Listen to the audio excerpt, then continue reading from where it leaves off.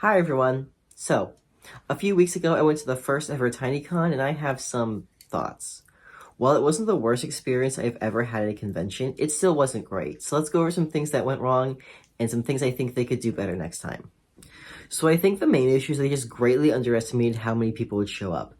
My twin and I arrived there decently early, around 11, and the parking lot was already completely full. We had to park somewhere else and then walk to the convention from there, as did many other attendees.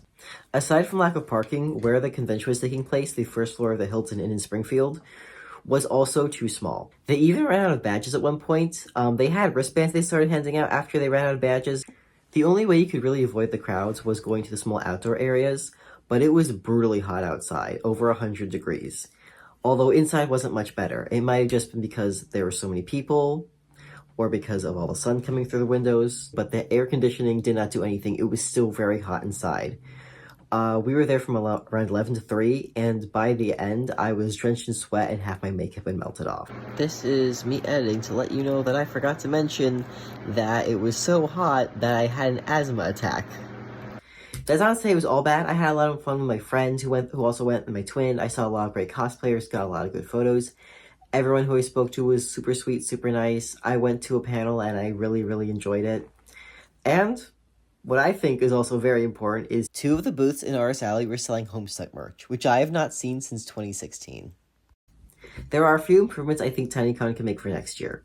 The first one is a bigger venue, preferably an actual convention center.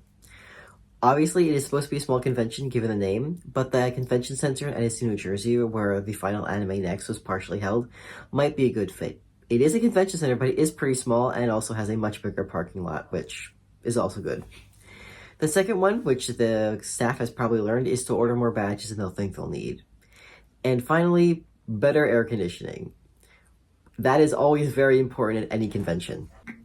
Anyway, that's all I'd say about Tineecon. Did you go? If so, what was it like for you? Were there any other improvements or changes you think they can make?